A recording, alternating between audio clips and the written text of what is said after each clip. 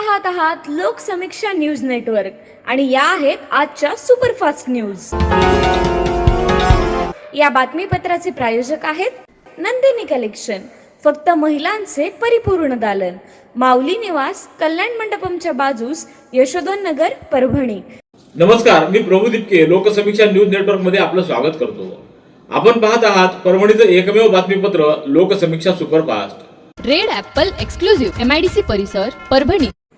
स्थानिक स्वराज्य संस्था निवडणुकीचा कार्यक्रम सुरू झालेला असून येत्या 2 तारखेला नगरपालिका आणि नगर पंचायतीचं मतदान होणार आहे। मात्र परभणी जिल्ह्यातल्या पूर्णा आणि जिंतूर नगर परिषदेतील काही प्रभाग आरक्षणाची न्यायालयीन प्रक्रिया सुरू होती।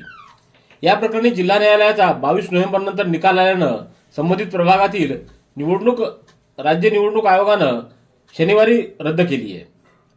पूर्णा नगर परिषद निवडणुकीतील प्रभाग क्रमांक 1B आणि प्रभाग क्रमांक 10B तर जिंतूर नगर परिषद निवडणुकीतील प्रभाग क्रमांक 11K या 3 ठिकाणी जिल्हाधिकारी यांनी महाराष्ट्र नगरपालिका निवडणूक अधिनियम 1966 च्या कलम 17(1)B नुसार ही निवडणूक रद्द केली आहे। तसेच राज्य निवडणूक आयोगाने रद्द केलेल्या प्रभागातील निवडणुकीचा कार्यक्रम देखील जाहीर करण्यात आला आहे।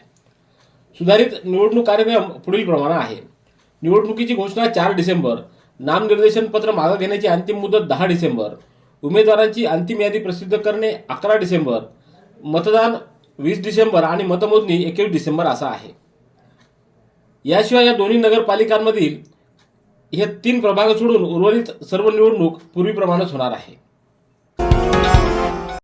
गंगाखेड शहरासह मतदारसंघामध्ये गेल्या काही वर्षांमध्ये शेकडो विकास कामं पूर्ण केली आहेत। त्यामुळे मायबाप जनता समाधानी आहे, कारण गेल्या 40 वर्षातला बॅकलॉग भरून काढण्यात आपण यशस्वी झालो। त्यामुळे जनसामान्यांच्या मनामध्ये आपलं स्थान पक्क झालंय, म्हणूनच विरोधक बिथरले आहेत।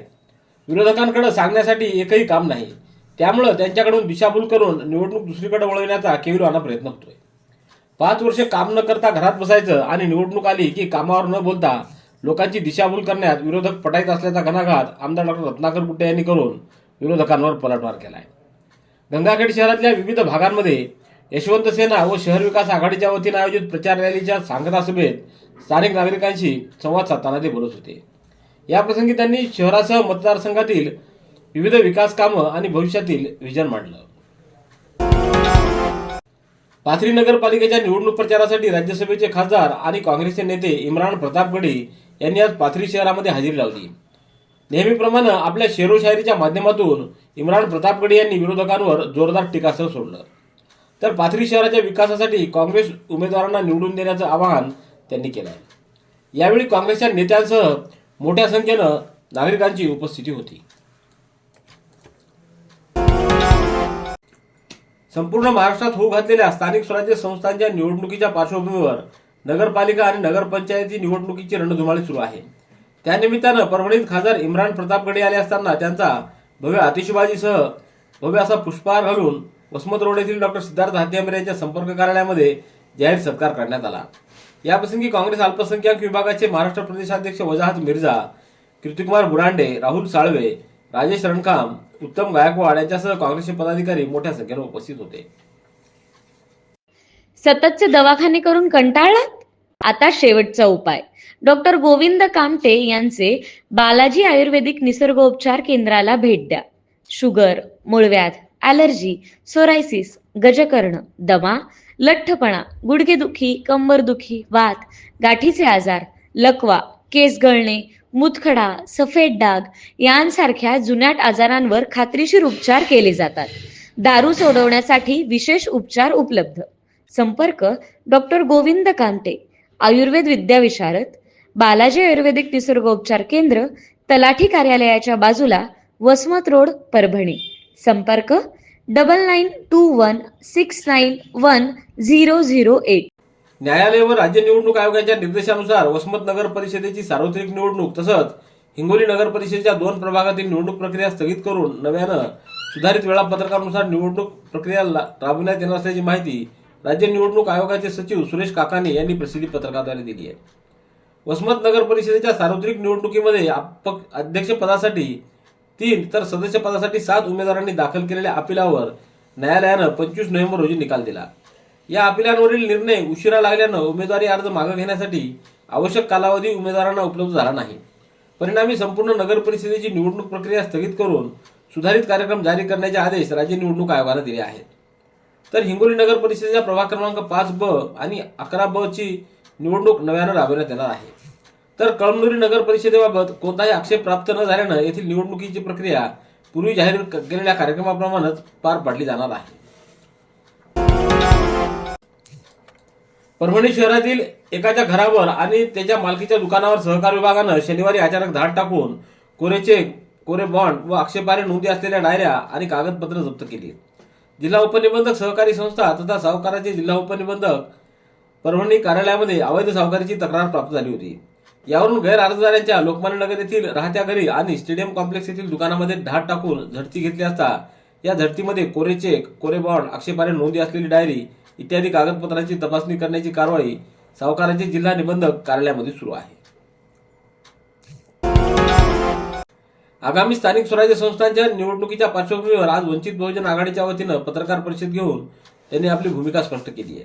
या पत्रकार परिषदेला प्रदेश उपाध्यक्ष नागोराव पांचाळ, विभागीय प्रशिक्षक सुरेश शेळके, प्रमोद कुटे, मुदसीर असरार, गणेश गाडे, मुझफ्फर खान, अशोक वायवळ, संदीप खाडे आदींची उपस्थिती होती. 1972च्या दुष्काळाची पार्श्वभूमी असलेली बाबा कोटंबे यांची ऊन सावलीच्या शोधात ही कादंबरी समाजशास्त्रीय दृष्टिकोनातून अतिशय महत्वाची आहे. त्यातील प्रसंगचित्रण, कथनशैली, प्रादेशिक भाषा व शब्दांचा वापर प्रभावी असून ही बहुकेंद्रिक कादंबरी वास्तववादी परंपरेतील दुष्काळाचं चित्रण करणारी आहे, असं प्रतिपादन प्रसिद्ध समीक्षक तथा कोल्हापूरच्या शिवाजी विद्यापीठातील मराठी विभाग प्रमुख डॉक्टर रणधीर शिंदे यांनी केलं. मराठवाडा साहित्य परिषद शाखा परभणीच्या वतीनं लेखक बाबा कोटंबे यांच्या ऊन सावलीच्या शोधात या कादंबरीचं प्रकाशन आज वसंतराव नाईक मराठवाडा कृषी विद्यापीठातील आंतरराष्ट्रीय विज्ञान संकुल सभागृहामध्ये संपन्न झालं. अध्यक्षस्थानी साहित्य अकादमी पुरस्कार प्राप्त लेखक डॉक्टर आसाराम लोमटे होते. याप्रसंगी गंगाखेडच्या संत जनाबाई महाविद्यालयातील मराठी विभाग प्रमुख डॉक्टर कीर्तिकुमार मोरे, लेखक बाबा कोटंबे, त्यांच्या पत्नी सरस्वती कोटंबे यांची उपस्थिती होती. परभणीपासून जवळच असलेल्या उजळांबा येथील प्रसिद्ध असणारं वसंत विलास व्हेज रेस्टॉरंटचे संचालक तथा सामाजिक व धार्मिक कार्यात नेहमीच पुढाकार घेणारे विलास साखरे यांच्या वतीनं आज 30 नोव्हेंबर रोजी रेस्टॉरंटच्या परिसरामध्ये पार्वती परमेश्वर महादेव मूर्ती प्रतिष्ठापना सोहळा आणि भजन कीर्तनासह वारकरी संप्रदायातील कीर्तनकाराचा सत्कार सोहळा संपन्न झाला. यावेळी परमपूज्य काशीनाथ शिवाचार्य महाराज मठ संस्थान पाथरी यांचं कीर्तन संपन्न झालं.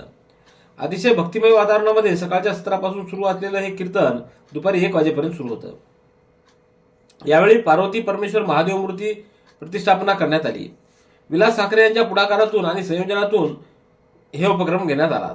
यानंतर उपस्थित असणाऱ्या भाविकांना महाप्रसादाचं आयोजन करण्यात आलं होतं. परभणी जिल्ह्यातील नगर परिषदेच्या सार्वत्रिक निवडणुकीसाठी 2 डिसेंबर रोजी मतदान होणार आहे. त्या पार्श्वभूमीवर जिंतूर नगर परिषद हद्दीतील आठवडी बाजार 2 डिसेंबर रोजी बंद ठेवण्यात येणार आहे.